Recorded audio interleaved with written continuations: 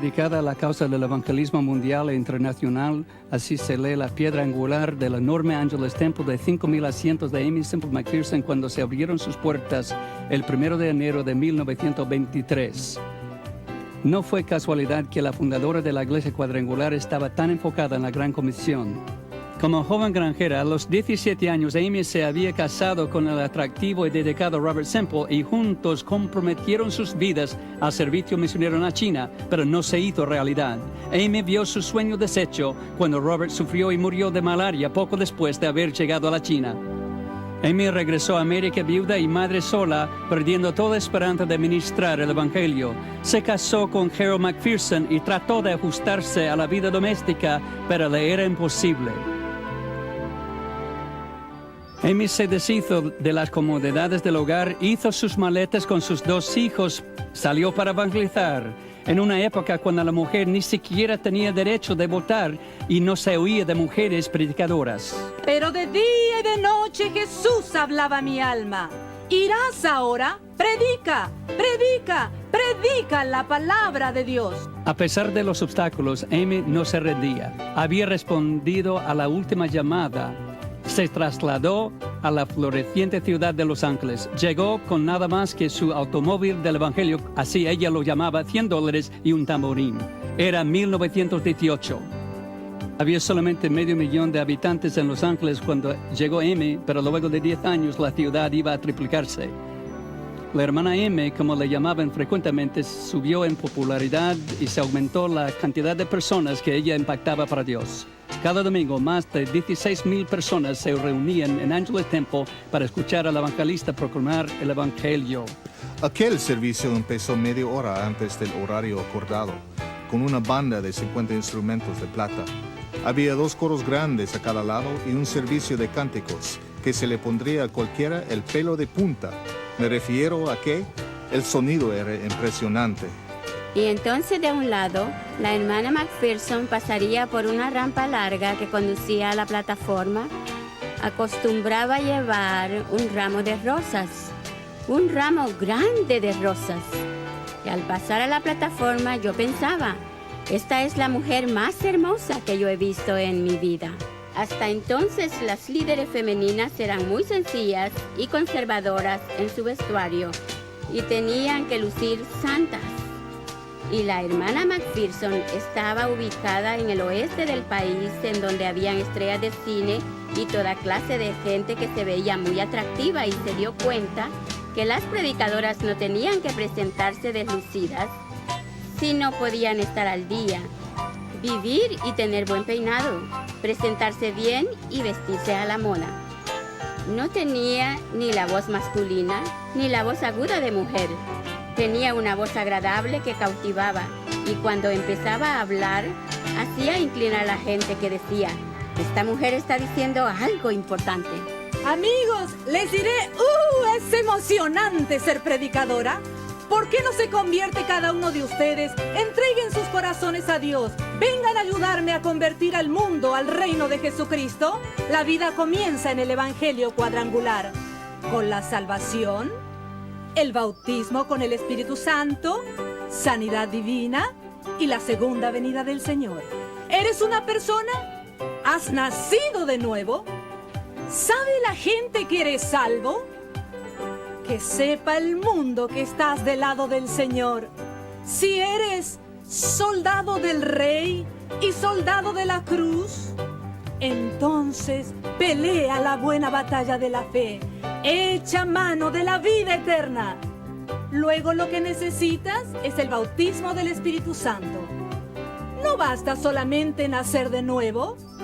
Necesitas crecer en Dios. Crecer y ser hombres y mujeres llenos del Espíritu, glorificando a Dios. De lo contrario, serán témpanos de hielo. ¿Ven aquella puerta? ¿Ven lo que hay en la puerta? Es el emblema cuadrangular. La antorcha con su luz ardiente significa el bautismo pentecostal del Espíritu Santo, según Hechos 2:4. Y a todos los miembros de la iglesia que están fríos, les aconsejo que entren por esa puerta a ver lo que Dios hará por ustedes. Primero entren por la puerta de la cruz, luego entren por la puerta del fuego. Que el fuego penetre su alma. Una cosa que he descubierto del bautismo del Espíritu Santo es que te hará capaz de vivir o morir o sufrir por Cristo. ¡Oh Dios! Danos hombres y mujeres cuyas vidas empiecen en el Evangelio cuadrangular, quienes entren por la puerta de la antorcha santa y sean llenos del fuego del Espíritu Santo. Hechos 2:4, para que entonces estén dispuestos a poner su vida por el Evangelio. Amén. Aimee Semple McPherson usaba todos los medios para hablar a la gente de Jesús. Presentaba musicales elaborados y producía decenas de sermones ilustrados para dramatizar las verdades del Evangelio. Logró ser la primera mujer con licencia de radiodifusión y en poco tiempo los convertidos por radio eran más que los que la escuchaban en persona. Pero Aimee era mucho más que una sobresaliente promotora del Evangelio. Conocía su poder para cambiar aún la más desesperante condición humana.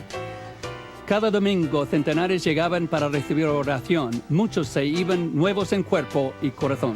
Y yo los vi llegando con muletas y con toda clase de aparatos ortopédicos.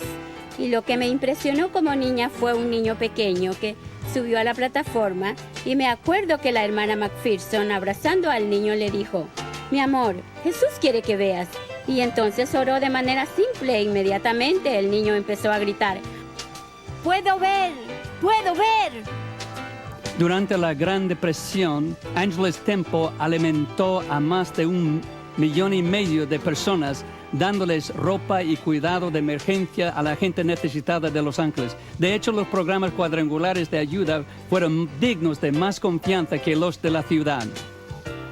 Aimee Semple McPherson fundó la Iglesia Internacional del Evangelio Cuadrangular con el fin de extender los linderos más allá de la obra que había comenzado en su propia congregación de Angeles Temple.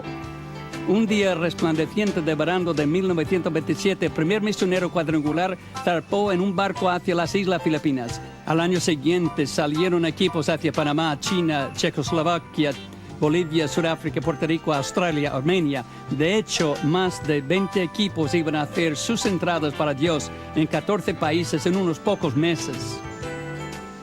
Hoy en día las fuerzas globales cuadrangulares cubren más de 100 países con el Evangelio, haciendo retroceder las tinieblas donde quieren que van.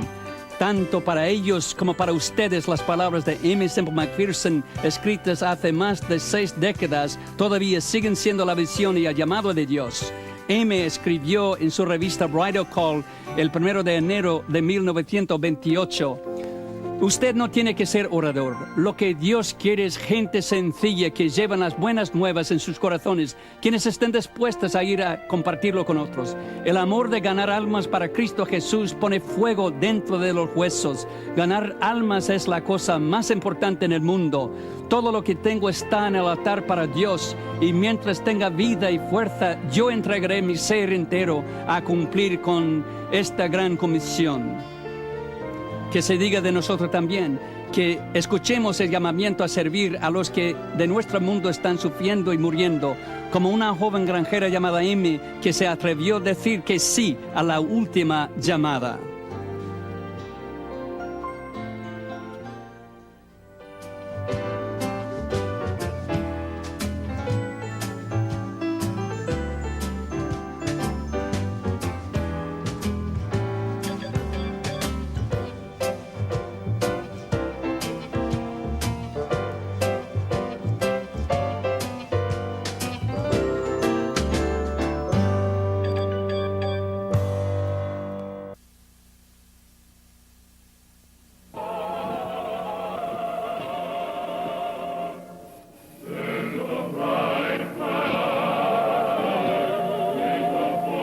A Igreja do Evangelho Quadrangular apresenta Com Orgulho Nós Louvamos. Este filme é dedicado à memória da vida e do ministério de Aimee Semple McPherson, fundadora da Igreja Internacional do Evangelho Quadrangular.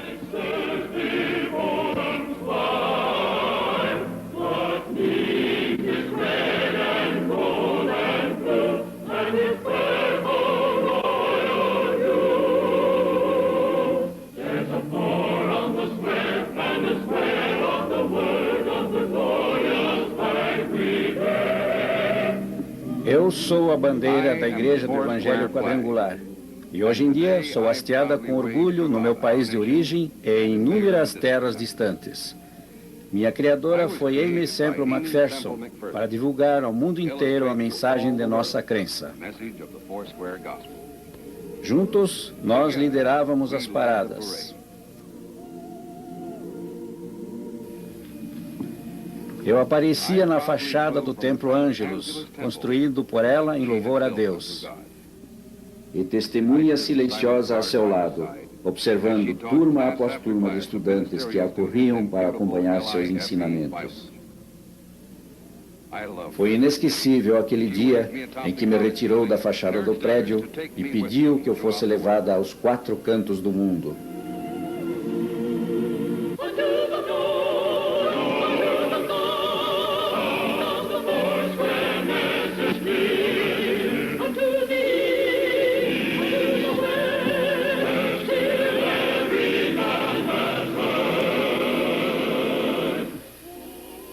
Ela escreveu versos inspirados nas minhas cores, versos que são cantados pelos que me carregam.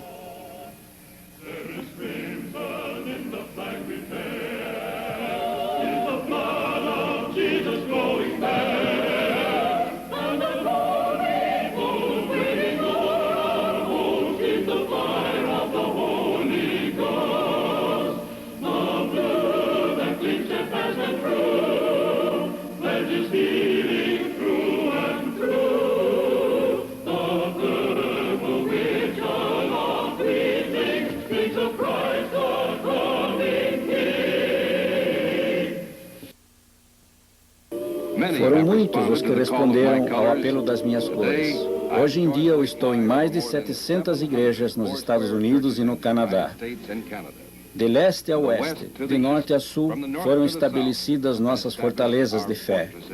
Monumentos construídos em concreto e aço, apontando para homens e mulheres a graça salvadora de Jesus Cristo, reunindo-os para a sua honra e glória. Todos os dias eu observo a movimentação dos fiéis que se aproximam de todas as direções.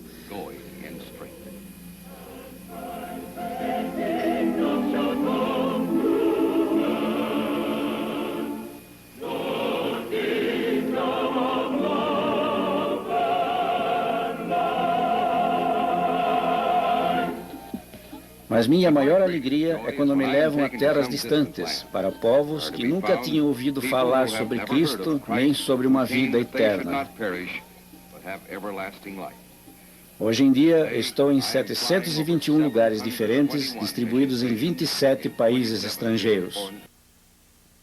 Nossa fundadora costumava dizer, ao redor do mundo com a bandeira quadrangular, e agora já se pode afirmar que o sol nunca se põe para essa bandeira.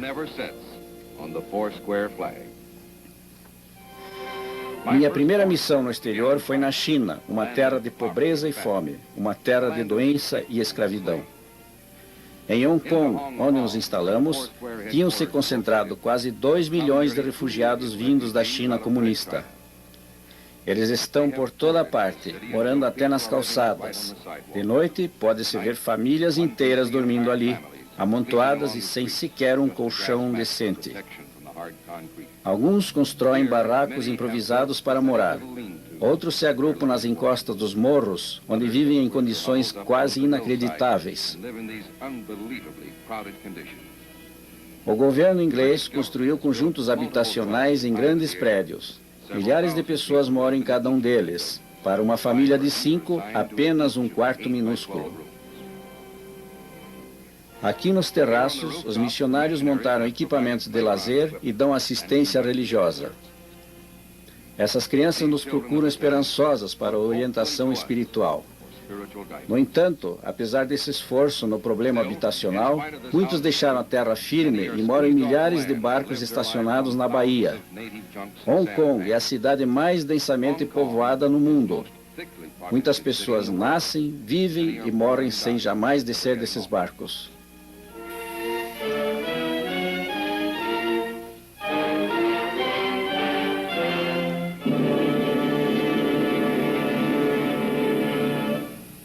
Este é o túmulo do missionário Robert Semple, que levou Aimé Semple McPherson ao caminho de Cristo.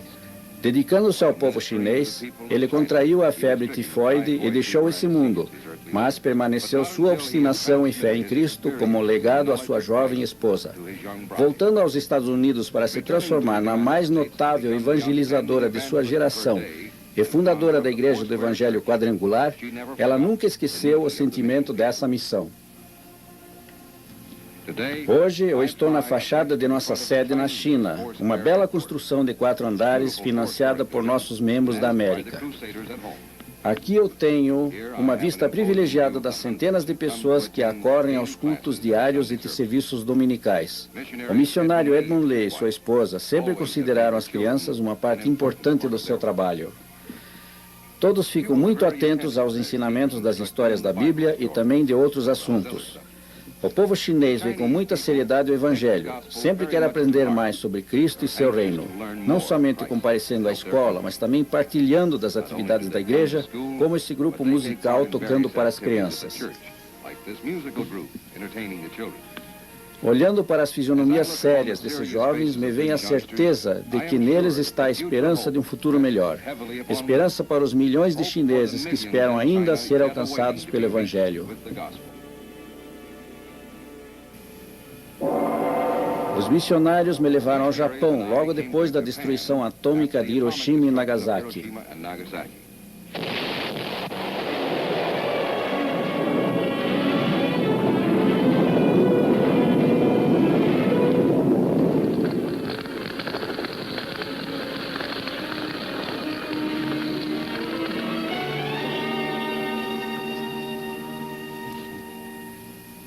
Quando a guerra acabou, nós chegamos para contar aos japoneses sobre o Príncipe da Paz e da paz que ele traz aos corações. Olhávamos e ajudávamos o povo a reconstruir as cidades destruídas. Hoje, Tóquio é a maior cidade do mundo. Por causa dos frequentes terremotos, os prédios limitaram-se a 12 andares e a cidade se espraiou numa grande área. Aqui está situado o Palácio Imperial, construção majestosa que já tem centenas de anos. Aqui viveram os imperadores, que os japoneses veneravam como divindades. Anualmente, os colegiais visitam o palácio e posam para fotografias nesse local reverenciado. O trabalho dos missionários aqui enfrenta grandes dificuldades. As antigas religiões pagãs, shintoísmo e budismo, ainda persistem e seus santuários estão em toda parte. A língua japonesa também apresenta muitos problemas. Mas, apesar dos empecilhos, o reverendo Jack Francis e sua esposa estabeleceram sua igreja e trabalham divulgando a palavra do Senhor e convertendo muitas almas para Cristo. E eu me alegro de ser parte integrante dessa missão no Japão. Já faz alguns anos que eu cheguei nas Filipinas. Meu quartel-general está na bela cidade de Manila.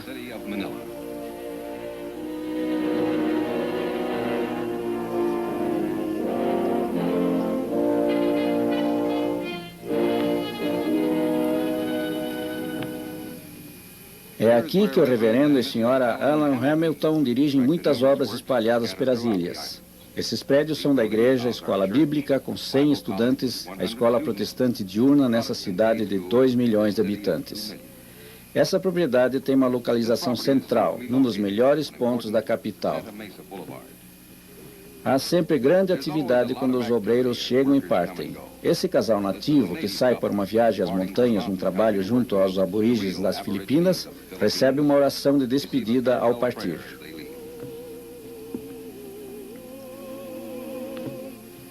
Esse grupo está sendo despachado para um encontro com os presidiários na penitenciária. O transporte é feito numa caminhonete mandada pelos fiéis dos Estados Unidos. Milhões de pessoas vivem aqui, mas apesar das grandes cidades, há vastas regiões primitivas ainda não alcançadas pela civilização moderna e também não alcançadas pelo Evangelho.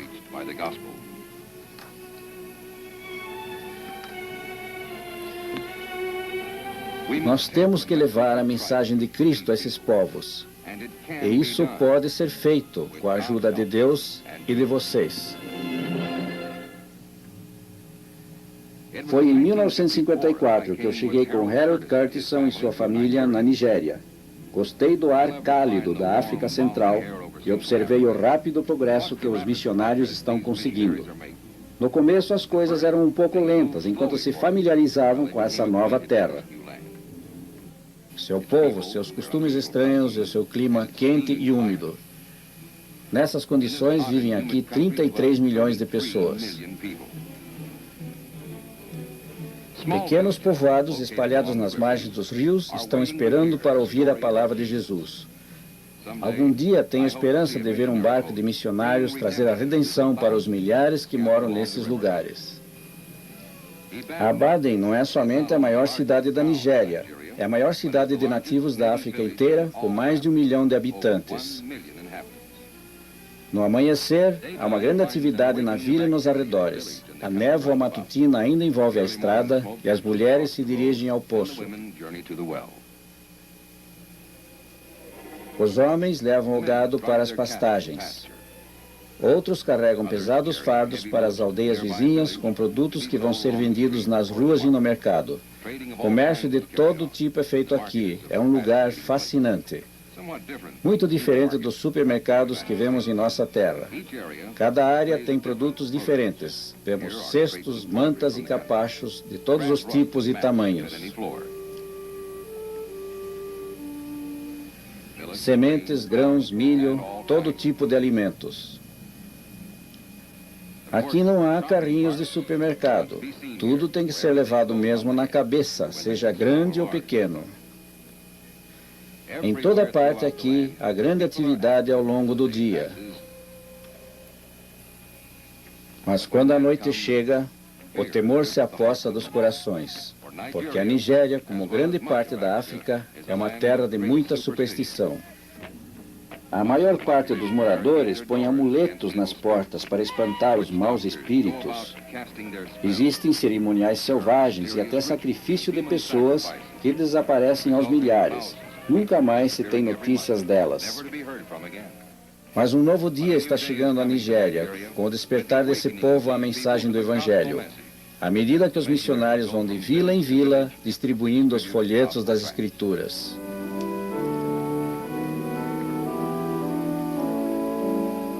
O governo acolheu a vinda do Evangelho a esse país e, num belo gesto de incentivo, o prefeito da cidade de Lagos fez a doação dessa magnífica área para a construção de uma igreja.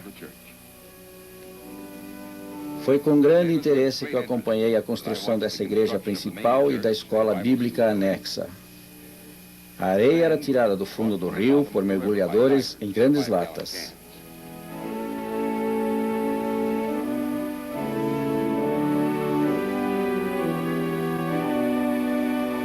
O barco levava areia para a margem de onde era enviada a construção. É feita a mistura de areia com água e cimento e depois se transforma numa massa compacta. Esses blocos são colocados no lugar e fixados. A igreja e a escola bíblica da África agora começam a tomar forma. As vigas do teto vieram de grandes troncos de madeira de lei trazidos pelo rio e serrados pelos homens, ainda dentro da água. Daqui são arrastados até a serraria e preparados nas dimensões apropriadas. Agora a construção está quase pronta. Essa é a nossa nova escola. No outro lado, a nova igreja recebe os últimos retoques. Logo, ali haverá a mensagem da vida e os cânticos de felizes novos cristãos. Mas mesmo antes da finalização dessas obras, 42 estudantes foram treinados para o ministério. Com essas facilidades, espera-se mais de 100. Com 25 igrejas em operação e aproximadamente 4.000 membros, nossa obra ainda mal começou. E é emocionante o fervor dessas pessoas, tão cheias de entusiasmo, tão gratas pela mensagem, a sentir seu entusiasmo quando pregam o Evangelho.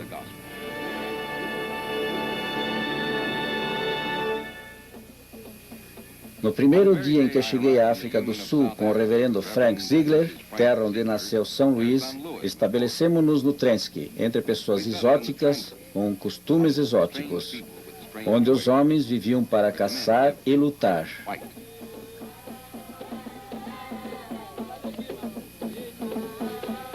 E as mulheres faziam o trabalho duro. As casas eram feitas e a cobertura renovada de tempos em tempos com folhagens da região. Amarradas de certa forma, tornavam-se à prova de chuva.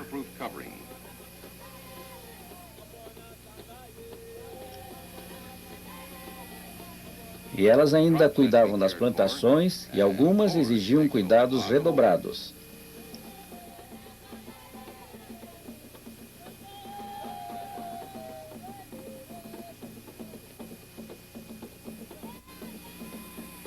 A lenha tinha que ser trazida de lugares distantes e os banquetes eram preparados cuidadosamente no melhor estilo africano.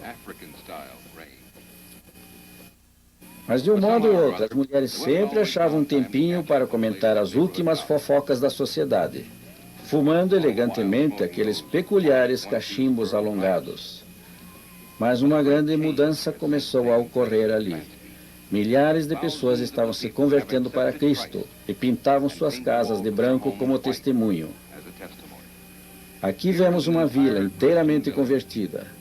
A família Ziegler trouxe luz elétrica para muitas casas de sua comunidade, instalando um gerador de força.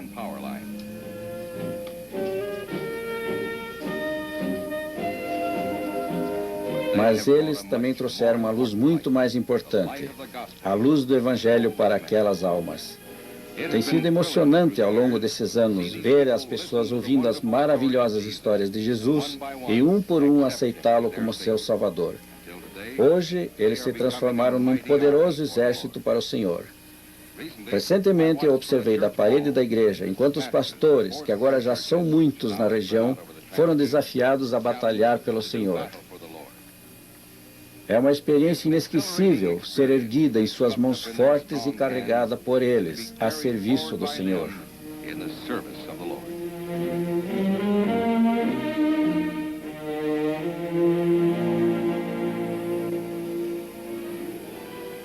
Foi em 1943 que eu, a bandeira quadrangular, cheguei ao México, o país mais próximo de nossa pátria.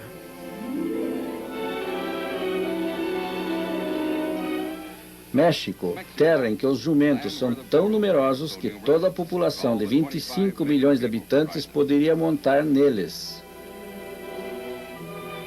Quer dizer, desde que alguns o fizessem em dupla. Essa é a terra do mañana, a terra do amanhã. E para muitos, os velhos métodos de ontem ainda vigoram. Para milhões, o modo de vida é igualmente primitivo. Sem luz, sem água corrente, em choupanas consistindo apenas de 4 paredes e um teto cheio de goteiras.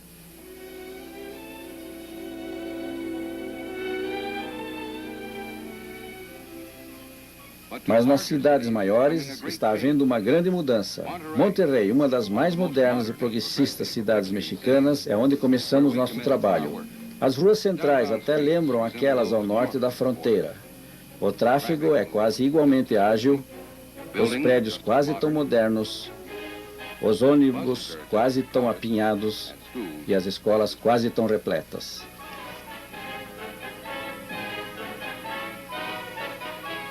Aqui se vêem grandes usinas de aço e indústrias rapidamente alterando o futuro desse país.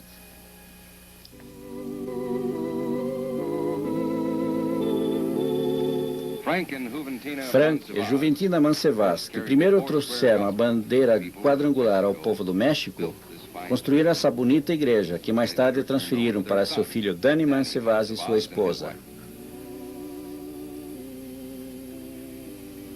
Frank e Juventina agora dirigem todo o trabalho da igreja no México. O trabalho de administrar os 26 locais da igreja no país.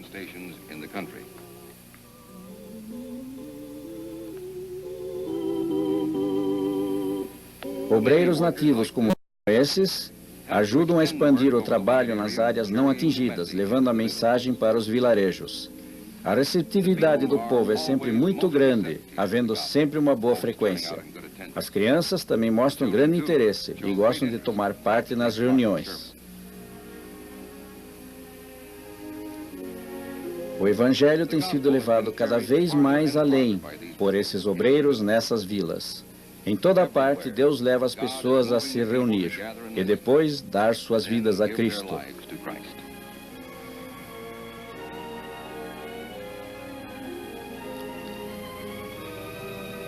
Os Mansevas estão determinados a levar Cristo a cada uma das pessoas que possam ser alcançadas por eles.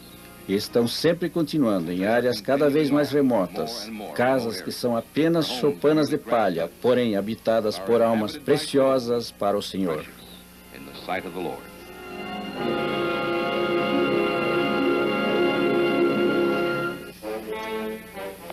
Na América do Sul há um país chamado Bolívia, e olhando no mapa, vê-se que lá estão algumas das montanhas mais altas do hemisfério.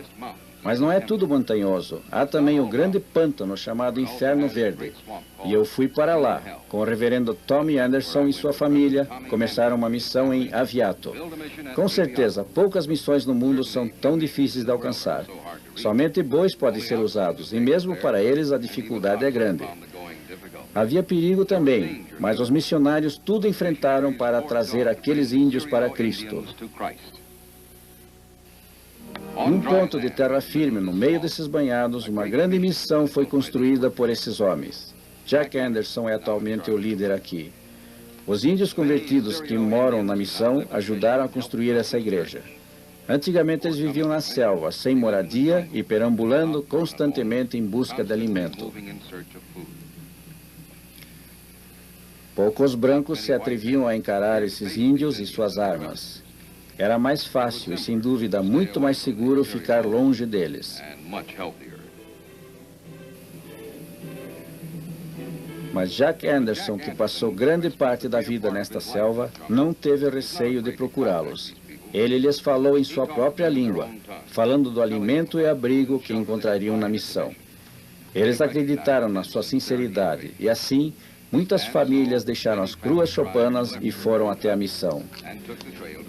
Como disse Jesus, eu tinha fome e me alimentaste. Eu tinha sede e me deste água. Eu estava nu e me vestiste.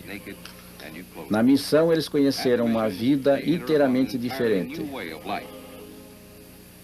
As crianças aprenderam a ler e escrever, enquanto os adultos aprenderam os rudimentos da vida civilizada. Mas o mais importante vem quando esse povo, pela primeira vez na vida, ouve falar de Jesus. Este é o grande propósito desse trabalho, transformar esses selvagens em cristãos. Hoje em dia, nossa missão está transformando rapidamente essa região numa comunidade cristã. No entanto, mesmo que centenas de almas tenham sido conquistadas para Cristo nesses anos, ainda há milhões de selvagens que devem ser encontrados no interior dessas regiões. Como foi dito pelo Mestre, andai por todo o mundo e pregai o Evangelho para cada criatura.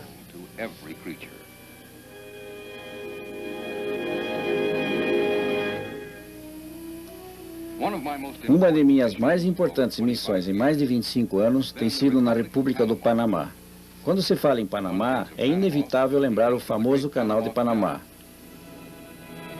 Mas para quem pensa em coisas espirituais, ele significa muito mais. O Panamá é uma de nossas mais bem-sucedidas empreitadas.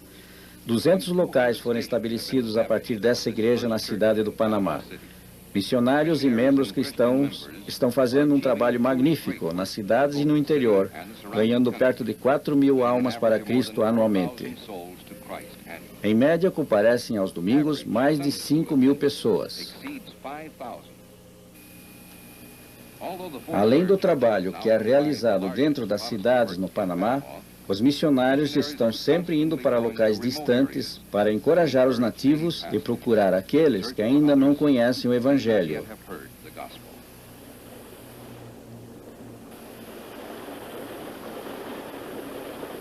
Quando o rio é raso, faz-se a mudança para barcos menores. Tanto por terra como por via fluvial, muitas paradas são feitas durante a jornada. Algumas vezes para falar às congregações de nossa igreja, como nessa modesta construção às margens do rio. Aqui a maioria dos moradores acompanha o missionário e o intérprete, pois praticamente todos aceitaram o Senhor. Às vezes a visita é para uma única família. Para esses pobres e humildes nativos, essas visitas trazem nova esperança e fé.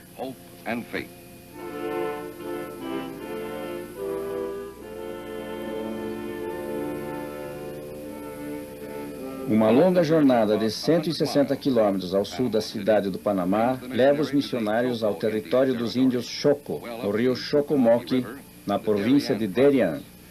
Aqui vivem índios raramente vistos pelo homem branco.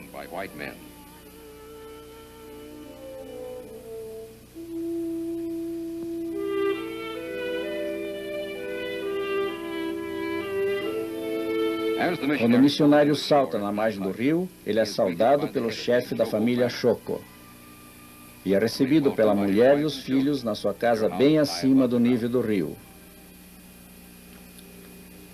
A subida é por essa estranha escada, que até o cachorro conhece bem. A subsistência dessa gente é garantida pela grande quantidade de frutos da região, preparados da maneira mais primitiva.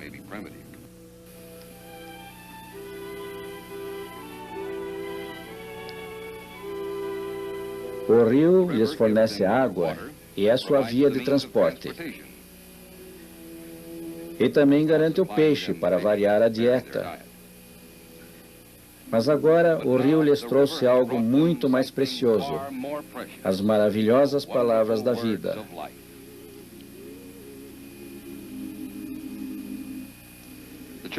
Os Chocos não agrupam suas casas, mas as espalham ao longo do rio, assim muitas outras paradas têm que ser feitas pelo missionário.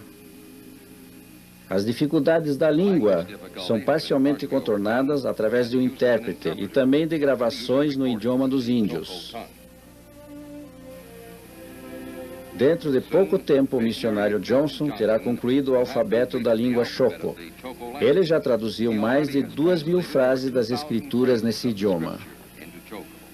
É uma tarefa enorme, mas logo esse povo poderá ler a palavra de Deus.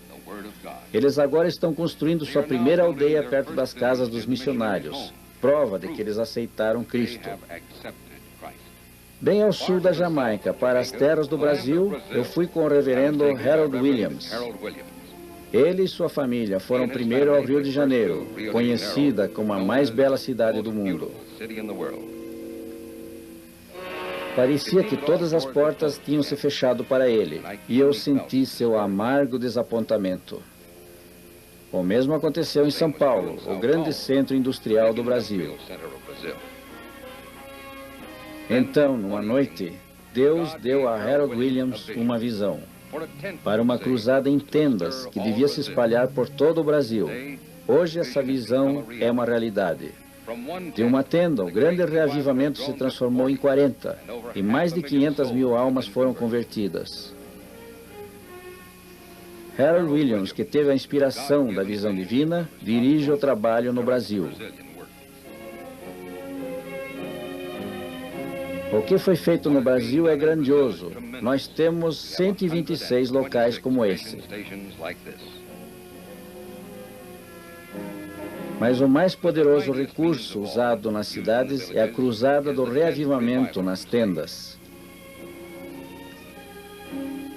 Harold Williams conduz muitos serviços pessoalmente. Grandes multidões chegam várias vezes por dia para ouvir a mensagem. Pode-se ver com que veemência as pessoas respondem ao chamado de se aproximarem para receber Cristo em suas vidas. E grande é a sua fé. Milhares têm sido batizados, gente de todas as profissões, advogados, doutores, empresários, motoristas, mecânicos, fazendeiros. Cada um torna-se uma testemunha do Senhor, atraindo mais gente para Jesus.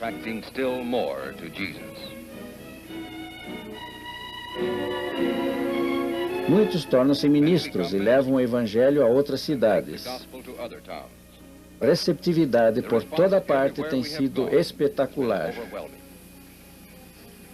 Esses novos cristãos, desafiados pelas Escrituras, são as testemunhas, caminhando pelas cidades, cantando e falando para todos que encontrarem ao longo do caminho. Um dos lugares mais recentes em que cheguei foi Okinawa, cenário de sangrentas batalhas na Segunda Guerra Mundial. Hoje, Okinawa é o centro de uma grande campanha para Cristo, conduzida primordialmente através de barcos. Essa é a missão Barco, o evangelista das ilhas, usado para chegar a uma parte das 200.000 pessoas desse agrupamento de ilhas. O missionário Christian Ketchum me leva em muitas dessas visitas de seu ministério entre o povo das ilhas, junto com seu filho. E eu me orgulho de participar do trabalho que ele e sua esposa estão fazendo.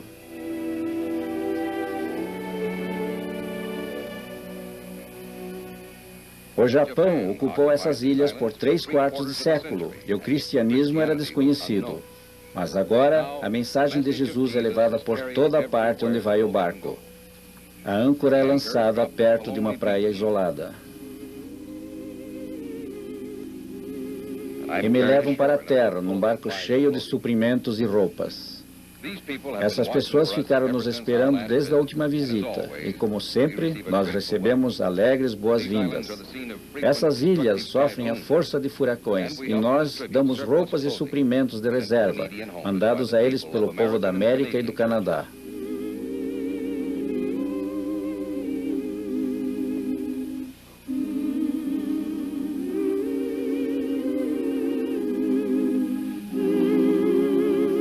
Porém, muito mais importante que os presentes é o Evangelho que trazemos para essa gente isolada. Como é emocionante estar rodeado por uma multidão sedenta da palavra do Senhor e ver como recebem a mensagem que trazemos. As mães e os pais dessas crianças pedem, mesmo que não nos possam trazer materiais, tragam-nos o Evangelho. Ajudem a orientar os pequenos para o reino dos céus. Essas visitas, infelizmente, são curtas, pois as outras ilhas de Okinawa também estão esperando por nós. Outro dos lugares mais recentes onde entrei é a Nova Guiné, o país mais desafiador que conheci. Uma terra de montanhas e de mistério, quase desconhecida do homem ocidental. O missionário Mason Hughes me trouxe aqui depois de caminhar 1 ano por selvas e montanhas, percorrendo trilhas e picadas a pé. Há poucos meses, ele decidiu que faríamos nosso lar no Vale desse rio.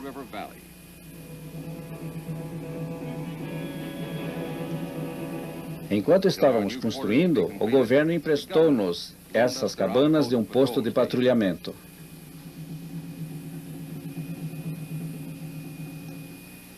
Aqui nós trabalhamos entre milhares de nativos, parte dos 2 milhões de habitantes da ilha, que só perdem tamanho para a Austrália. Novas tribos são descobertas a cada ano. Eles têm estranhos usos e costumes, tribos que nunca viram homem branco e ainda são canibais.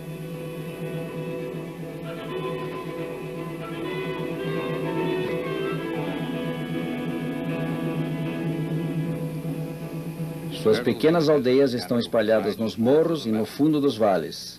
Seu alimento vem de hortas perto das cabanas. Muitas vezes protegidas dos invasores pelas agudas pontas nos pilares das cercas.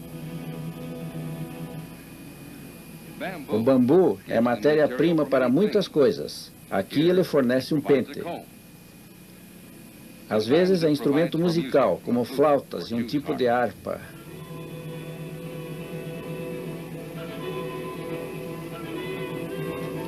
E dele se fazem facas afiadas para cortar frutas.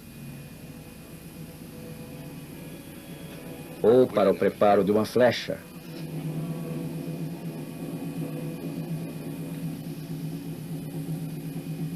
Essas flechas são engenhosamente preparadas para matar um homem e podem ser atiradas em rápida sequência.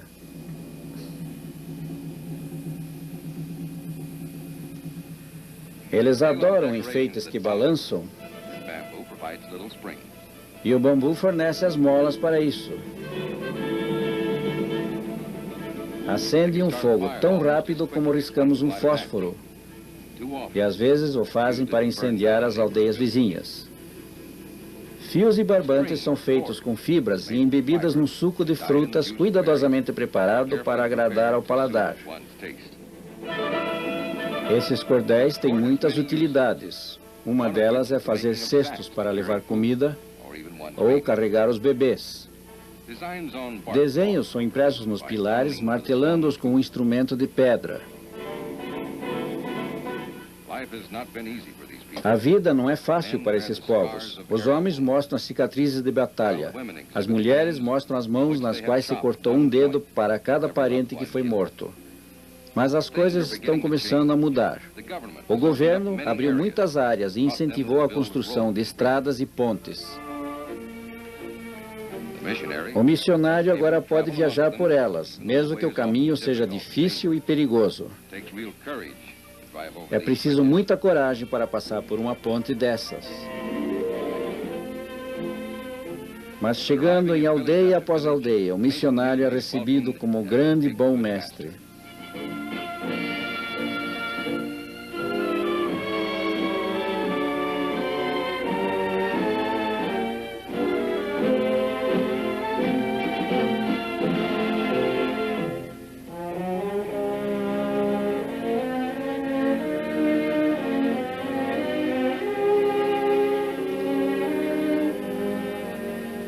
Tratando suas feridas, ele ganha seu respeito.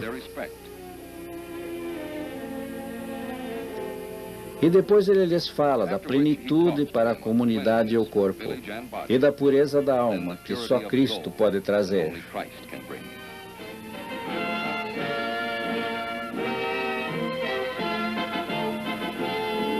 Entra-se nos riachos quando não há mais pontes. E finalmente o missionário deixa o veículo para seguir a pé. Mas ele está determinado de que esse povo deve conhecer o verdadeiro Deus que o ama.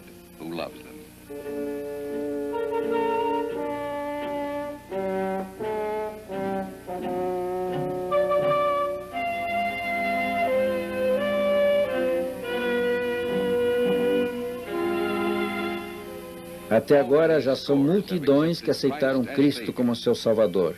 E eles estão construindo a primeira igreja. Cada tábua tem que ser serrada à mão e carregada por quilômetros das encostas das montanhas para o local da obra.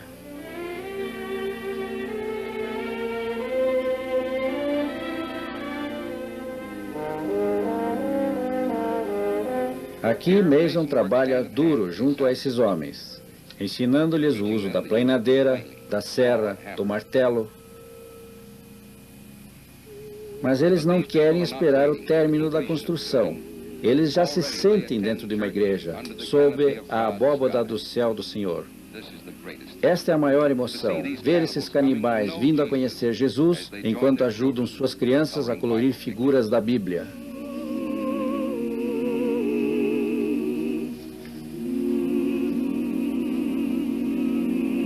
Aqui o professor está ensinando a promessa de paz que Deus tão maravilhosamente expressa através do arco-íris.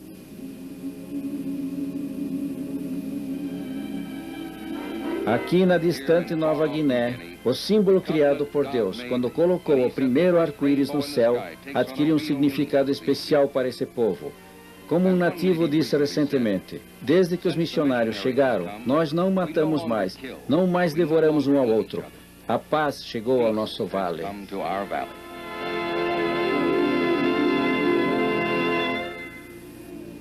Sim, hoje, como vocês viram, eu estou hasteado em 27 países do mundo, mas ainda restam muitas terras onde milhões estão esperando para ouvir o Evangelho.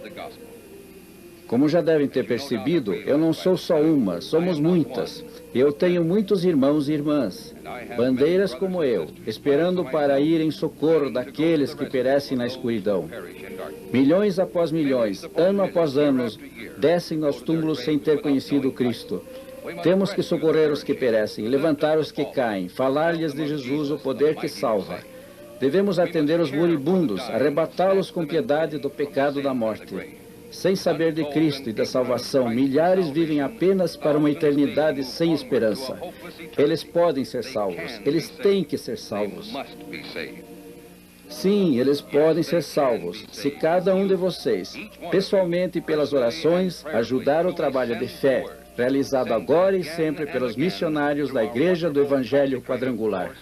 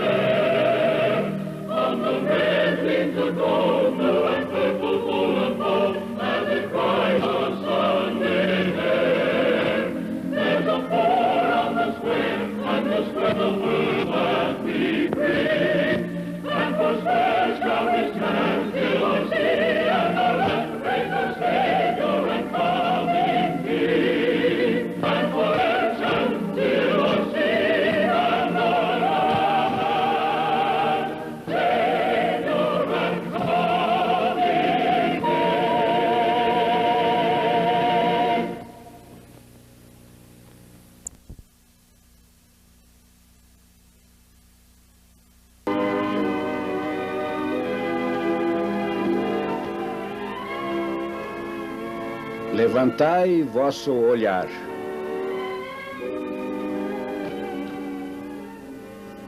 Esta é a história da Igreja do Evangelho Quadrangular no Brasil.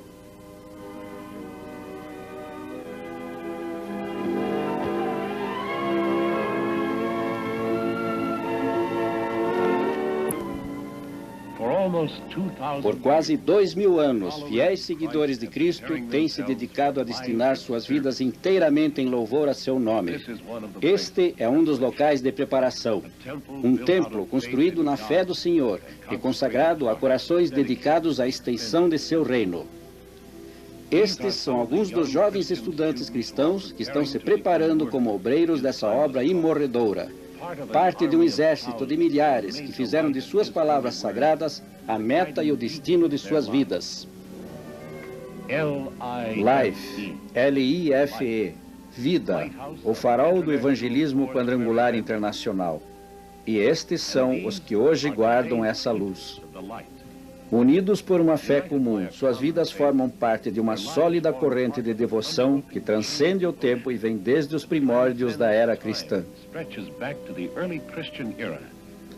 Eles são a versão moderna dos originais 12 apóstolos, agora no século XX, em cujos corações arde a chama sagrada erguida nos campos da Galileia. Hoje, como naqueles tempos, eles creem que todo homem redimido pelo sangue do Cordeiro tem a obrigação de lutar pela salvação de seus irmãos nos mais distantes lugares da terra. Estes jovens, rapazes e moças que agora se preparam para uma vida dedicada a Cristo, logo irão engrossar as fileiras daqueles que já estão apostos não só em sua terra natal, mas também por todo o mundo. Muitas histórias maravilhosas de suas vidas vão ser contadas algum dia, como a que vamos contar de dois deles que um dia estudaram neste mesmo lugar. Esta é a história inspiradora de dois desses dedicados obreiros do Senhor, chamados América do Sul. Harold e Mary Williams, sua esposa, cuja chama pentecostal inflamou milhares de corações no Brasil e os levou para Cristo. Concluindo os estudos no IBQ dos Estados Unidos, seu primeiro compromisso no exterior foi nas selvas da Bolívia, onde pregaram a palavra do Senhor por um ano. Por alguma estranha razão, eles acharam que este não era exatamente o lugar onde o Senhor os desejava. E depois de orarem pela orientação divina, eles desceram pelo rio Amazonas. Seu destino não sabiam. O futuro nas mãos de Deus. O Amazonas é um dos maiores rios da Terra, nascendo nas encostas dos Andes, fluindo por quase 6.000 quilômetros até o mar. Enquanto o rio os levava para um destino desconhecido, eles mal sabiam que o Senhor os estava preparando para um ministério moldado nos desígnios do Novo Testamento. Pelo majestoso Amazonas, eles viajaram, com uma parada na cidade de Belém, mas ainda inquietos e insatisfeitos, embarcaram num navio da costeira e prosseguiram pela longa costa brasileira, parando algumas vezes em busca de um lugar onde suas vidas pudessem ter uma real motivação para ele. Seria em Fortaleza? Ou em Recife? Ou Salvador? Ou talvez ainda Rio de Janeiro?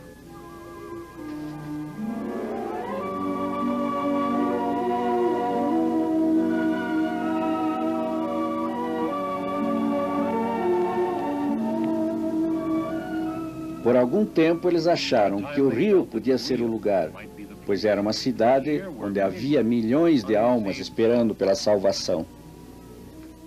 Mas, à medida que percorriam esta cidade cosmopolita com sua arquitetura moderna e suas belas e amplas avenidas, voltaram a sentir a mesma inquietude. Aqui haveria oportunidade de trabalhar por Cristo, é verdade, mas, de algum modo, viram que as portas abertas que esperavam encontrar não existiam. Este era o deslumbrante e agitado Brasil dos turistas, a fabulosa cidade das calçadas de mosaico e da famosa praia de Copacabana.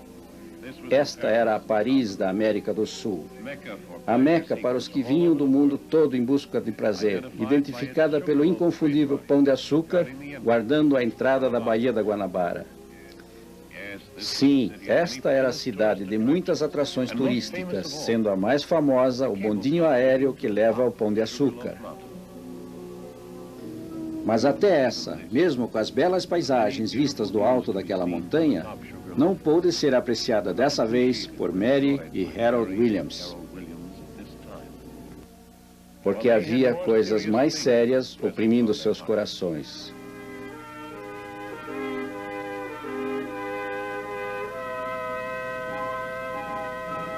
Não, esse também não era o lugar que eles procuravam. Este era o Brasil do lazer e do comércio, dos políticos e do governo, do comércio externo e atividades diplomáticas. Aqui a religiosidade do povo parecia distante, esquecida, e o zelo cristão que devia aquecer seus corações parecia duro como a rocha da montanha. Assim, ainda esperando por um sinal divino, Harold e Mary Williams resolveram continuar, mais uma vez. Embarcaram novamente e foram seguindo mais para o sul, do rio para o Porto do Café de Santos. Depois, para o interior, por trem.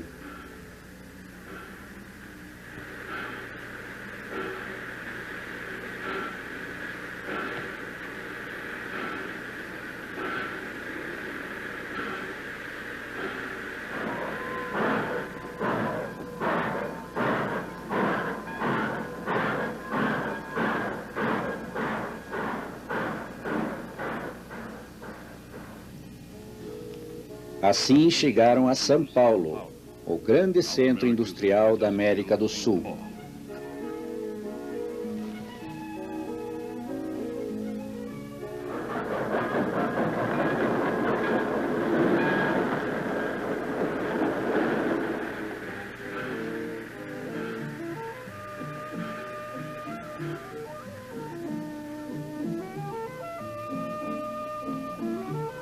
E eles se viram novamente envolvidos num redemoinho de progresso material, onde se podia quase ver novos arranha-céus, crescendo em direção ao céu azul do Brasil. Novos prédios de escritórios, novos apartamentos de moradia, aço, pedra, mármore polido surgindo por toda parte. Nos arredores dessa cidade dinâmica, milhares de fábricas e instalações industriais. porque São Paulo é o maior centro industrial do continente sul-americano. Uma cidade de contrastes, com 4 séculos de idade, porém moderna e atual. E sofrendo influências de todo tipo, onde carros modernos rodam sobre blocos de pedra colocados manualmente. Aqui, a influência do antigo Portugal ainda é claramente visível na fachada de muitas casas.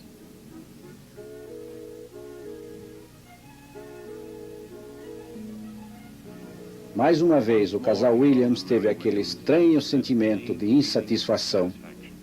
Havia muita gente que devia ser salva, é verdade, mas a vida parecia fluir muito agitada para dar tempo às coisas espirituais.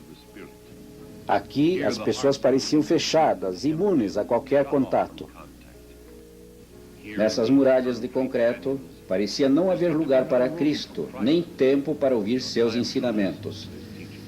Mas como eles estavam errados em pensar assim? Não eram essas grandes cidades que estavam despreparadas. Eles é que não estavam.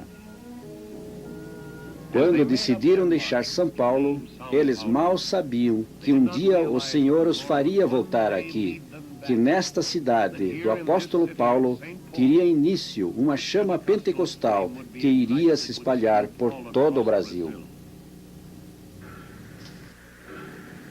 E assim, guiados pelo Senhor sem o saberem, esses missionários da Igreja do Evangelho Quadrangular deixaram São Paulo, ainda em busca de um lugar onde pudessem testemunhar seu nome.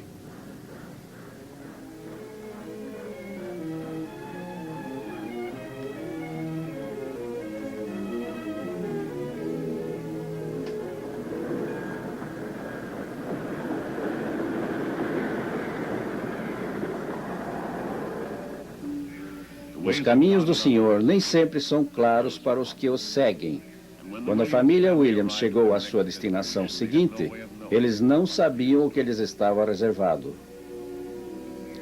Mas aqui, na pequena cidade de Poços de Caldas, foi o início de anos de muita preparação para a grande tarefa que viria. Uma pequena charrete simbolizando a índole da cidade, num clima de paz e quietude, onde finalmente se encontrou o ambiente para a germinação de pensamentos profundos e concentração espiritual.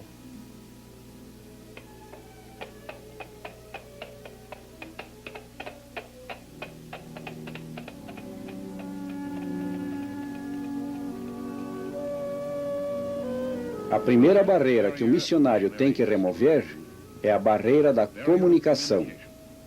A língua portuguesa é estranha e difícil de aprender, mas se as palavras divinas tinham que chegar às crianças brasileiras, era preciso fazê-lo em português.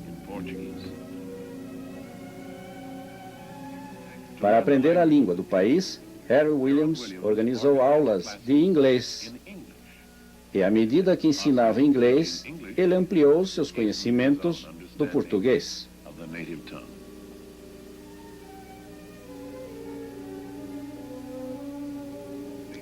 Eu coloco minha mão sobre o livro e ponho o livro sobre a mesa. Era um processo lento, mas onde há uma vontade, há um caminho. E logo suas palavras vinham fáceis e todos o compreendiam.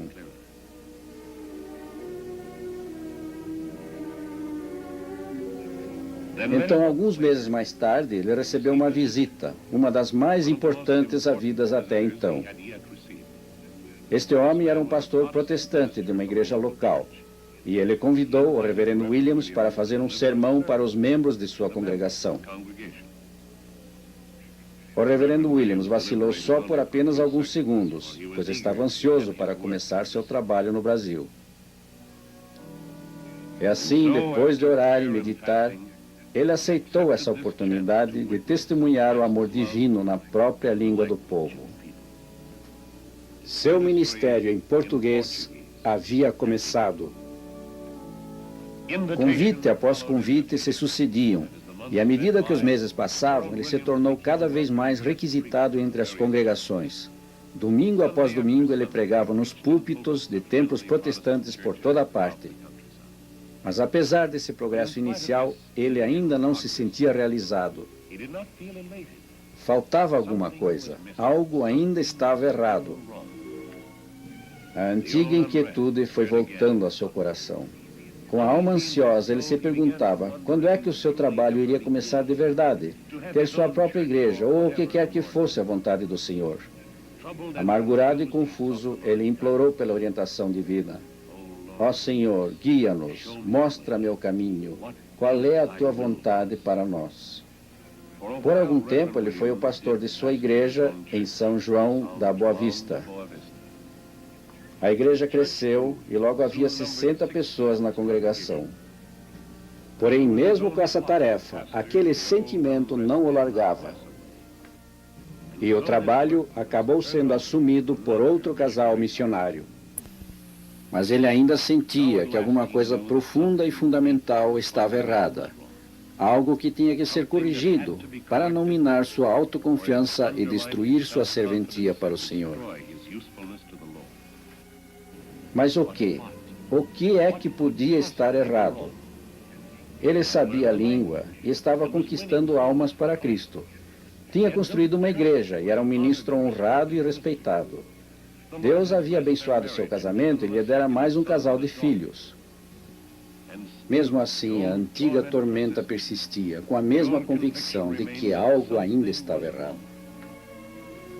Por 30 dias ele meditou.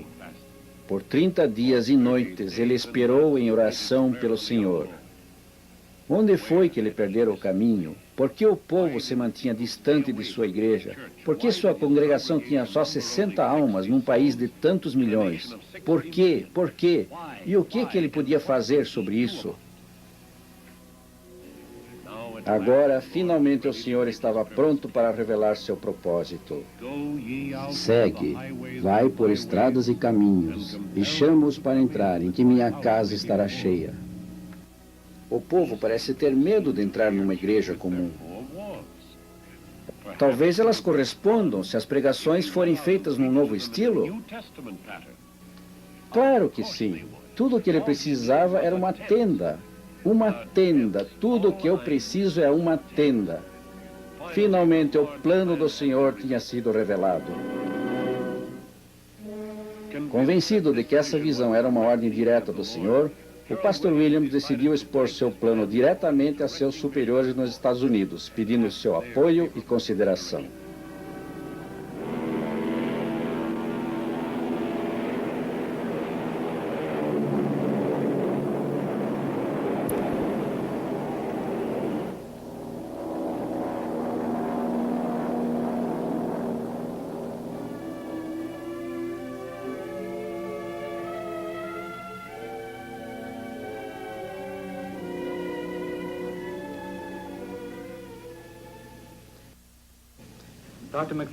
Lá ele entrevistou-se com o Dr. McPherson e demais membros do conselho para um pedido todo especial referente ao trabalho no Brasil. O presidente mandou que sentasse e ouviu com atenção. Williams contou que havia recebido uma inspiração para um novo tipo de trabalho no Brasil, alguma coisa nova e que nunca tinha sido feita anteriormente, ou seja, colocar uma tenda do Evangelho bem no meio de uma grande área industrial de São Paulo. Precisava de uma ajuda inicial para adquirir o material para essa primeira tenda. Precisaria apenas da lona, pois os pilares, cordas e outros materiais arranjariam lá mesmo. Se vierem poucas pessoas no começo, logo poderiam ser milhares, mas era preciso uma ajuda para se ter essa tenda. O presidente achou a ideia muito boa, apoiado pelos demais membros. O entusiasmo e convicção de Harold Williams impressionaram vivamente o pessoal, e já não havia mais dúvidas. Essa combinação, primeiro, um programa baseado na pregação e, segundo, o entusiasmo de um pastor cheio da certeza de poder executá-la, fizeram o conselho da IEQ dos Estados Unidos entrar em ação. Eles concordaram que a ideia era ótima e iam divulgá-la entre os membros da igreja para conseguir donativos. Williams agradeceu ao presidente e demais companheiros pela atenção ao seu projeto, mas pediu que tudo fosse agilizado ao máximo, porque estava ansioso para começar. Recebeu os votos de felicidades de todos, desejando-lhe sucesso no trabalho de evangelização. O presidente analisou os detalhes do plano com seus companheiros e pediu que todos colaborassem na campanha de arrecadação de fundos, que foi feita e que resultou na primeira tenda da Igreja do Evangelho Quadrangular do Brasil. O Dr. Macpherson transmitiu o plano aos membros principais da igreja para sua decisão final. Explicou as maravilhosas possibilidades que o programa oferecia no sentido de ampliar o reino de Cristo no Brasil. Pediu a todos o apoio através de orações e auxílio financeiro. Nas igrejas, não só de Los Angeles, mas de todo o país, líderes, leigos e pastores captaram a visão e fizeram apelos entre os membros de suas congregações. E o povo escutou e começou a entender o que poderia significar o ministério das tendas no Brasil. Nas reuniões da mocidade da igreja, o desafio era lançado entre os participantes. Era a oportunidade de cada um poder participar numa causa de longo alcance e enorme significado. Em muitas e muitas reuniões desse tipo, os jovens começaram a ouvir e responder ao chamado de Cristo. Crianças também eram convidadas a participar. Para elas, contava-se a história de modo mais simples. Iremos aos pontos mais distantes da terra para contar as boas novas, como foi feito pelo Salvador há 2000 anos. Eles ajudaram com moedas e pequenas quantias. E cada criança que ajudou assinava o nome num pedaço de lona que depois seria costurado na tenda de reavivamento. Como de costume, os dedicados membros da igreja responderam de coração aberto. Depois de algumas semanas, já havia dinheiro suficiente para comprar a primeira tenda para a cruzada de reavivamento no Brasil.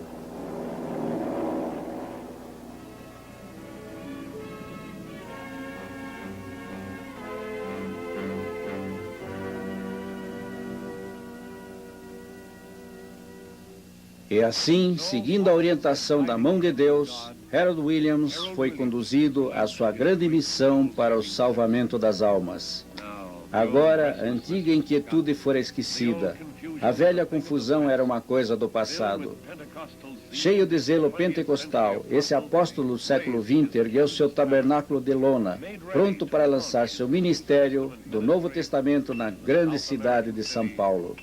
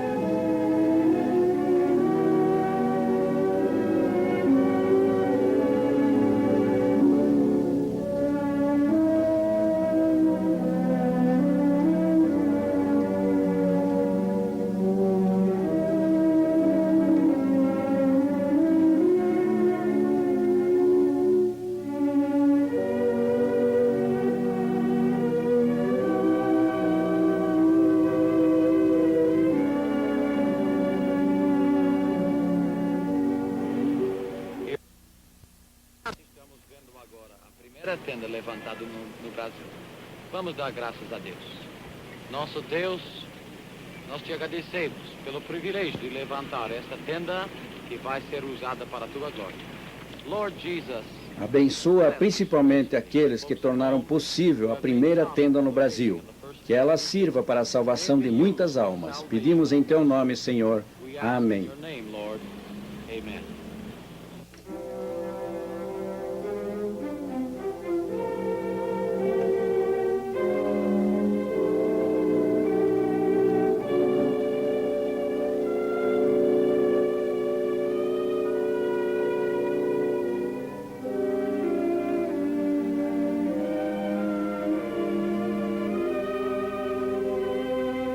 Quando tudo estava pronto, Harold e Mary Williams saíram pelas ruas convidando diretamente as pessoas do povo.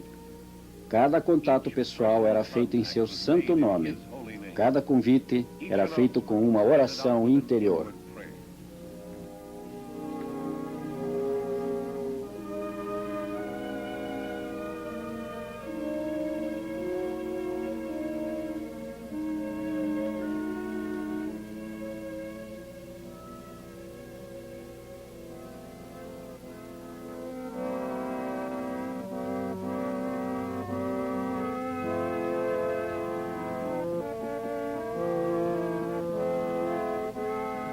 Havia chegado o grande momento, depois de anos de preparação. Eles haviam seguido o caminho indicado pelo Senhor. Tinham se esforçado por compreender e seguir sua vontade. Mas depois de tudo aquilo, qual seria o resultado?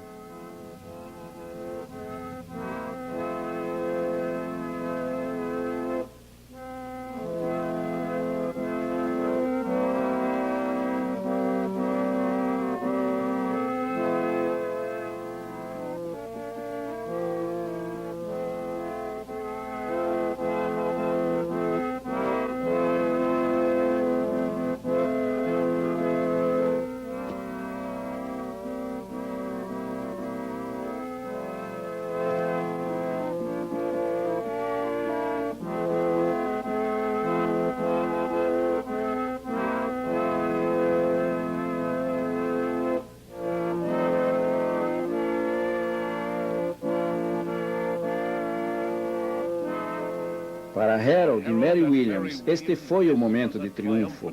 Aqui finalmente estava a prova de que pelo evangelismo das tendas, o povo do Brasil podia ser alcançado pelo Evangelho Salvador de Cristo. Boa noite, amigos. Bem-vindo ao nosso culto. And as we would say in English, the Lord bless you and welcome to our service. Hoje é o nosso primeiro culto na tenda de Jesus. Graças a Deus pelo privilégio de pregar o Evangelho aqui debaixo desta lona. Dia após dia ele continuava suas reuniões de evangelismo e o povo de São Paulo vinha em grupos cada vez maiores. Em cada reunião aparecia mais gente, ansiosa para ouvir a mensagem da salvação. A congregação crescia em tamanho e também o Espírito do Senhor crescia dentro de seus corações. E começou a se manifestar o início de um grande reavivamento. Senhor Jesus, nós te agradecemos pelo privilégio de trabalhar na sua seara, aleluia. Abençoa esse povo, Deus, que está trabalhando para ganhar almas aqui no Brasil. Em teu nome nós pedimos, amém. E todo o povo de Deus diga amém. Agora vamos cantar o corinho Brilhando. Brilhando, brilhando.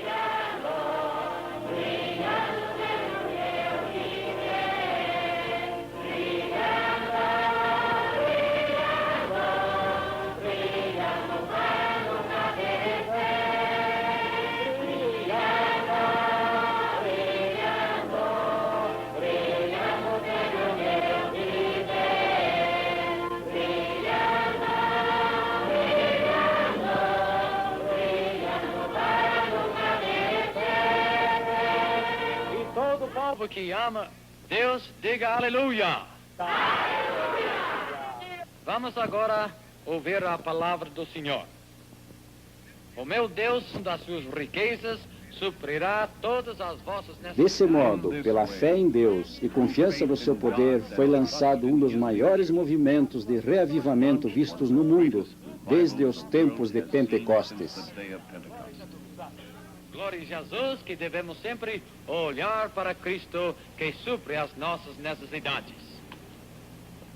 Amém. Senhor Jesus, põe a tua mão sobre o teu servo. Nós te agradecemos por teu poder, Senhor. Amém. Amém. Senhor Jesus, tu conheces as necessidades deste corpo. Nós cremos que Jesus Cristo é o mesmo ontem, hoje e será sempre. Acreditamos que da mesma forma que curava os doentes há 2000 anos atrás, hoje Ele também cura aqueles que acreditam nele e nele depositam toda a sua esperança. Amém. Aleluia. Meu Senhor. Coração. Quantos creem que Jesus cura de coração, né? Então vamos orar. Enquanto o missionário orava por cada pessoa, o Espírito do Senhor descia sobre eles, e muitos eram curados. Uma moça cega de uma vista pediu suas orações para a cura. Sua vista clareou e ela começou a enxergar. Da mesma forma que Jesus havia tocado os dois cegos, dizendo: "Se tendes fé, que esteja a vosso alcance", e seus olhos se iluminaram. Para outra, Jesus disse: "Que seja para vosso conforto, vossa fé será a vossa esperança." Senhor Jesus, tu conheces as necessidades da tua serva, repreendemos a enfermidade do pé da tua serva. Senhor, liberta em teu nome pedimos. Amém. Amém. Aleluia. Estes sinais seguirão aqueles que acreditam no Senhor. Em meu nome eles porão as mãos sobre os enfermos e eles serão curados. Uma outra mulher, tomada pelo Espírito Divino, testemunhou que seu filho foi atendido e curado, estando já quase às portas da morte. Os testemunhos daqueles que haviam sido curados empolgaram os ouvintes da congregação. Aqui estava a prova de que a força de Deus ainda faz milagres através do instrumento da fé. Através da fé houve aqui a cura de bronquite e de um fígado enfermo. Glória a Deus por sua misericórdia naqueles que acreditam. Pela fé eu fui curada de uma prolongada infecção crônica. Mas mais do que isso, eu encontrei uma nova alegria na vida e uma maravilhosa paz de espírito em Cristo Jesus. Por mais de 20 anos eu era vítima de um vício que destruía minha saúde. Mas, pela fé em Cristo, eu comecei a me livrar desse vício desde o primeiro dia em que entrei nessa tenda. Não somente o corpo é vítima de doenças e sofrimento. A alma também pode ser afligida por enfermidades. Testemunha após testemunha se levantavam para falar. Com entusiasmo e fervor, eles contavam suas experiências. Cura da tuberculose, cura do câncer, recuperação da insanidade. O reavivamento começou a crescer como o sopro poderoso do vento. Eu era cega de nascença. Ouçam, eu era cega de nascença e não enxergava numa das vistas. Eu vim aqui e acreditei, e minha visão retornou. Eu nasci cega e agora posso ver. As pessoas continuavam testemunhando as maravilhosas curas do Senhor. Esse era o momento de erguer as orações em agradecimento ao Senhor. Agradecer o milagre dessas maravilhosas curas. Muito bem, agora vamos ouvir a palavra do Senhor. Depois de alguns meses, Harold Williams estava pregando para milhares de almas diariamente. Intimamente, ele agradecia a Deus por tê-lo mandado ao Brasil, porque ao encarar os rostos dessas multidões, lhe vinha a certeza de que nesse país havia milhões de pessoas famintas pelo pão da vida. Gente que tinha receio de entrar nas igrejas protestantes convencionais, agora invadiam e superlotavam as tendas de reavivamento. O movimento já estava ficando grande demais para uma só tenda. Muito trabalhoso para que um só evangelista desse conta. Podia-se ver na congregação líderes militares, doutores e advogados, industriais e legisladores, maquinistas e alfaiates e pintores que iriam mudar suas vidas e se tornar ardentes defensores da causa de Cristo. Entre os fiéis seguidores de seu rebanho, o pastor Williams lançou então um urgente apelo. Quem entre eles se proporia a dedicar seus talentos para o serviço do Senhor? Milhões de pessoas no Brasil estavam esperando pelas boas novas de salvação por Jesus. Quem as daria? Quem seria voluntário? Entre os que escutaram estava o Dr. Ciro Martins, um dos mais famosos dentistas de São Paulo, que fechou seu concorrido consultório e tornou-se um líder na Cruzada Nacional de Evangelização. Também um juiz de direito civil, Dr. Cavalcanti, que trocou os solenes trajes de juiz por uma modesta roupa de trabalhador para uma causa mais forte e elevada. O industrial e dono de fábrica, Carlos Borsoi também ouviu o apelo.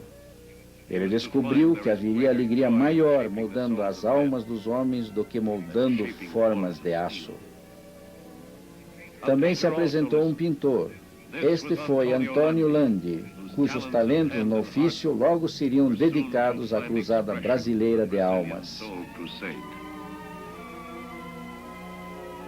Jacó Visconti, um próspero comerciante de São Paulo, transferiu aos sócios a administração de suas empresas e dedicou seu tempo a serviço das obras do Senhor.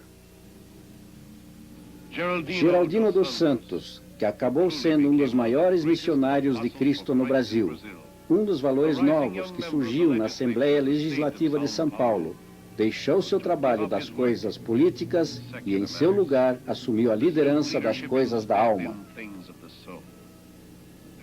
Havia muita gente competente e inteligente assistindo essas primeiras reuniões, entre elas a doutora Helena Christoph, dentista, destinada a se tornar um valor especial, ministrando alívio às necessidades do espírito em lugar das da carne.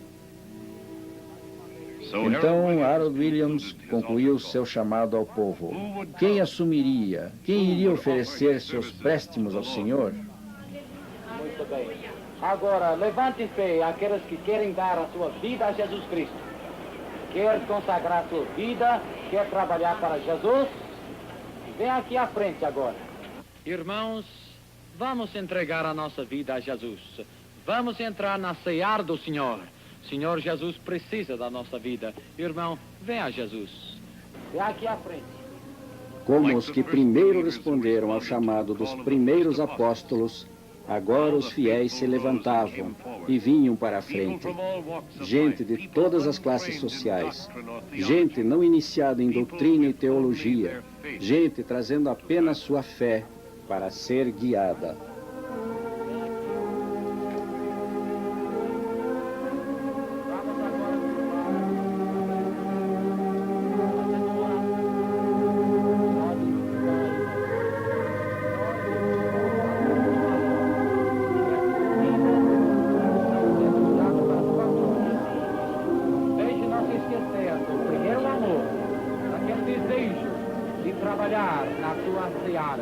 Abençoe, Jesus, cada vida, seja homem ou mulher.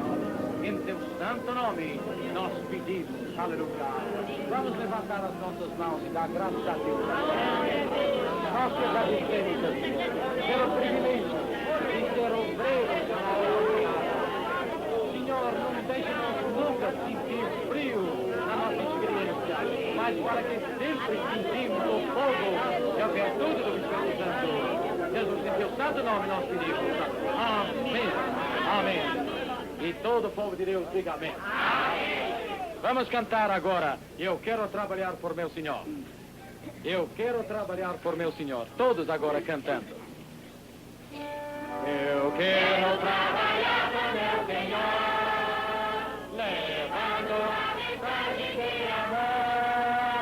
Quero levantar e orar, ocupado sempre estar na seara. Levante a mão e canta. Trabalhar e orar na seara do Senhor.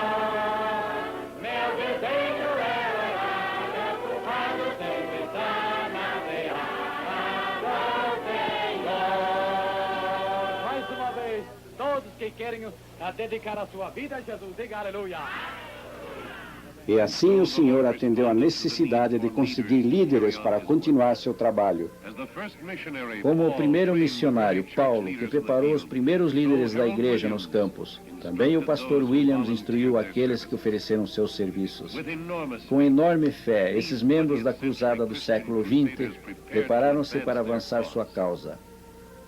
Vida a vida eles trabalharam, face a face, como manda o Novo Testamento. Havia realmente uma grande dedicação, e esses homens e mulheres sabiam que nem tudo seria fácil. Mas sua consagração ao Senhor, sua visão e fé os elevaram a realizações muito acima dos limites humanos. E assim eles trabalharam, carregando sua fé para dentro dos lares do povo. Desse modo, pelo esforço pessoal dos dedicados crentes, o reavivamento no Brasil começou a se expandir quando mais obreiros também aceitaram o desafio, deixando de lado seus interesses mundanos para buscar um relacionamento mais perto de Deus. Esse muito conceituado oficial de alta patente do Exército Brasileiro tornou-se um líder e pregador cristão. O juiz Cavalcante passou a dedicar seu tempo debruçado sobre os assuntos legais para todo o trabalho no Brasil. Para cuidar dos pilares e armar uma tenda, precisa-se apenas de homens com a coragem de suas convicções e a determinação de usar um machado. O homem que vemos não é muito hábil no machado, mas o que lhe falta em experiência, ele compensa com o zelo e entusiasmo cristãos. Ele logo consegue colocar o reforço na tenda e em seguida está pronto para começar seu ministério. Tua alma está ferida, magoado o coração, a tristeza já se apoderou de ti.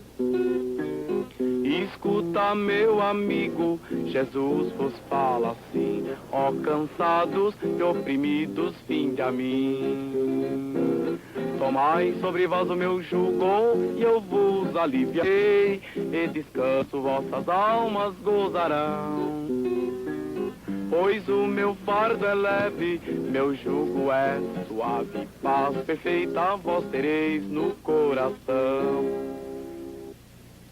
Como testemunhas do Senhor Jesus, anunciamos nas tendas, nas igrejas da Cruzada Nacional. No desenvolvimento da Cruzada de Reavivamento no Brasil, o Senhor revela uma verdade que não podemos esquecer. E essa verdade é: Ele não dá preferência a uma só pessoa. Se Ele acende a chama no coração de um homem, Ele também o fará no coração de outros. Estes homens que começam a pregar em nome do Senhor, logo o farão de uma maneira que jamais pensavam conseguir. As pessoas ouvem ansiosas, ouvem a palavra e são assim levadas ao trono de nosso Senhor. Estes homens se tornaram e agora são apóstolos do século XX, iguais a Pedro, José e João e os outros discípulos de Jesus. Essa cruzada brasileira é semelhante ao primeiro trabalho do ministério de nosso Senhor, quando Ele mandou os apóstolos para falarem em seu nome para as multidões. E assim como o Senhor abençoou o ministério do pastor Williams, Ele agora abençoa o ministério de outros. Através desses homens e outros como eles, o Senhor está derramando suas bênçãos sobre o Brasil hoje em dia. Muitas reuniões cada um deles tinha que promover todos os dias, para atender às multidões que vinham. Em certas oportunidades, eles tinham que promover 6 sermões por dia, 50 em cada semana, por um período de 3 meses, antes de poderem voltar a apenas 3 por dia. Ou falaria Deus e não confirmaria? Não. Às vezes, o atendimento tem que ser feito de maneira ininterrupta, com o povo aguardando em longas filas, esperando para poder entrar. Através de toda essa dedicação, a cruzada foi crescendo e espraiou-se para muito além dos limites iniciais, começando a se estender por todo o sul do Brasil. Inteira certeza de fé. Tenda após tenda iam surgindo, enquanto novas campanhas foram feitas nos Estados Unidos e os membros da igreja responderam com fundos suficientes para 40 novas tendas. Em Cambuci, em Água Branca, Jabaquara, em Pompeia, São Caetano, Penápolis, Campinas e muitos outros lugares. Harold Williams e seus seguidores estabeleceram o quartel-general da igreja na Igreja Quadrangular da Barra Funda, uma igreja cristã brasileira permanente com recursos próprios, que foi criada a partir daquela primeira tenda original. Foi estabelecida uma sistemática para a criação de novas tendas. Primeiro, a própria tenda. Somente a parte superior é fornecida pelos evangelistas brasileiros. As partes laterais, bancos, serviço de alto-falantes, tudo isso tem que ser feito ou comprado por patrocinadores do movimento. Logo depois que uma tenda é erguida, as pessoas começam a aparecer, famintas de alimento espiritual. Em poucas semanas forma-se um núcleo e a tenda acaba sendo pequena para todos que desejam vir. Mais fundos são levantados e terrenos são comprados, enquanto americanos e brasileiros se unem no mesmo sacrifício comum. Com orações e cerimônias apropriadas, uma urna de metal contendo dados e registros importantes é enterrada diante da nova igreja.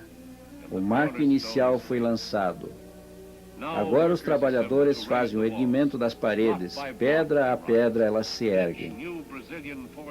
Cada uma das novas igrejas levantadas é um testemunho permanente do esforço fiel daqueles que trabalham duro nos campos que semeiam para Cristo com a ajuda dos missionários. Outras igrejas começaram a surgir em Limeira, Bauru, Promissão e Curitiba, através dos pastores Mariano e Lauro de Castro.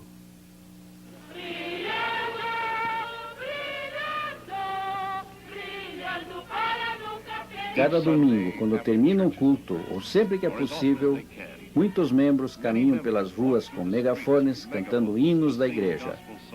E para contar a outros seu júbilo pelo encontro com Jesus Cristo.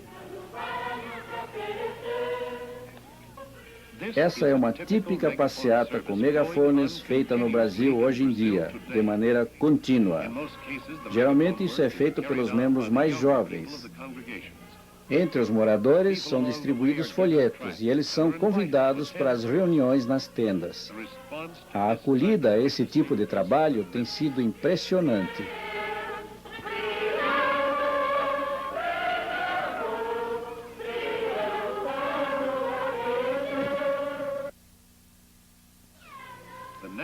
Cruzada Nacional de Evangelização, Igreja Internacional do Evangelho Quadrangular. O Brasil será melhor com Jesus no primeiro lugar. O Senhor seja louvado. Que maravilhoso testemunho das almas que trabalham para Cristo existe nas legendas dessas faixas.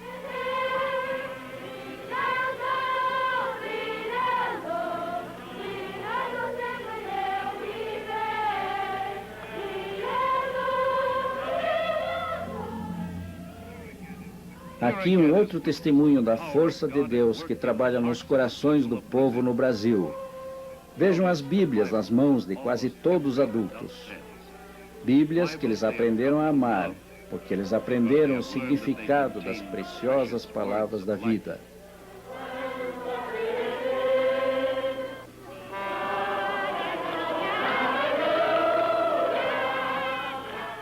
A força desse reavivamento é claramente notada pela cada vez maior participação do povo.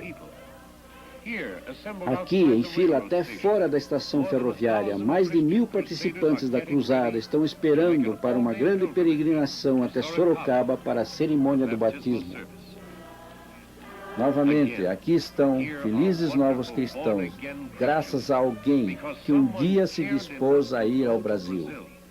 Esses cristãos estão aqui porque 2 pessoas, Harold e Mary Williams, foram chamados e outros contribuíram para ajudar a apoiá-los enquanto levavam avante o trabalho do Senhor.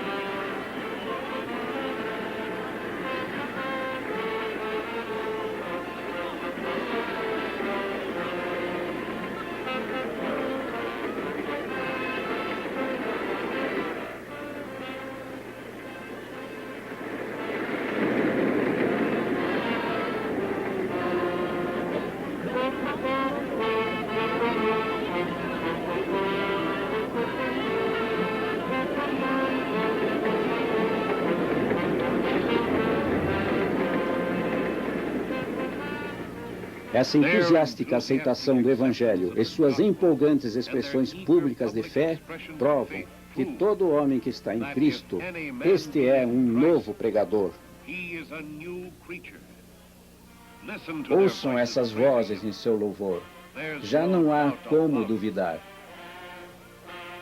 Ao ver esses novos cristãos renascidos da capital de São Paulo a marchar pelas ruas de Sorocaba, o povo dessa cidade vê a luz do amor de Deus brilhando em suas faces e também se sente tocado.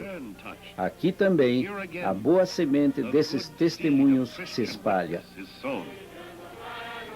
Jesus disse que aqueles que creem nele serão salvos. Aleluia! Brilhando, brilhando para Cristo no Brasil. Homens e mulheres em números cada vez maiores estão sendo salvos e batizados, recebendo o batismo do Espírito Santo, vivenciando uma completa mudança em si, experimentando um novo nascimento em suas almas.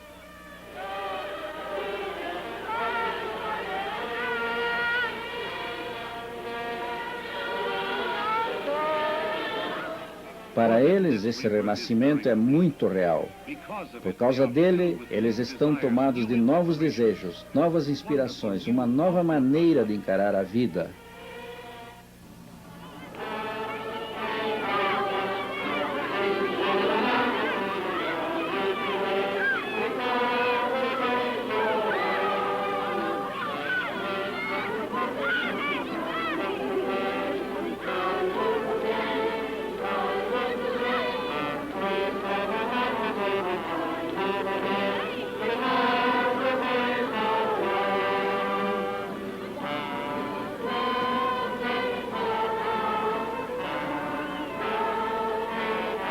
Estavam prontos para o batismo.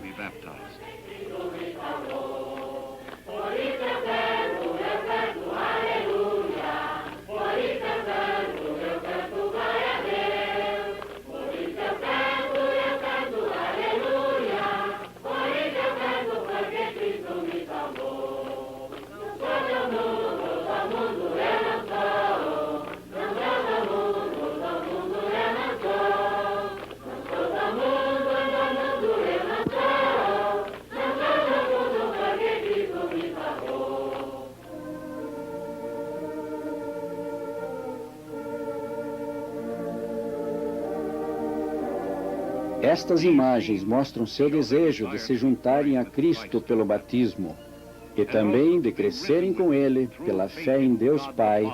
Amém. Não é por nossos trabalhos, pelas riquezas que seremos salvos, mas por sua graça e sua misericórdia é que o seremos. Nesse glorioso dia ensolarado, mais de 200 pessoas foram batizadas, enquanto milhares de outras vieram para assistir esse ato emocionante. Arrependei-vos e sede batizados em nome de Jesus Cristo, e recebereis o Espírito Santo. Assim nos falam as Escrituras, e assim nós o cremos. A onda pentecostal espraiou-se para o leste, até o Rio de Janeiro, então ainda capital do Brasil. Rio de Janeiro, a mesma cidade pela qual Harold e Mary Williams um dia tinham passado, agora ansiosamente aceitava o Evangelho. Hoje está rapidamente se transformando no centro de atividade da grande cruzada brasileira de reavivamento. Periodicamente, aos domingos, os congregados vão aos subúrbios da cidade em caminhões e ônibus alugados.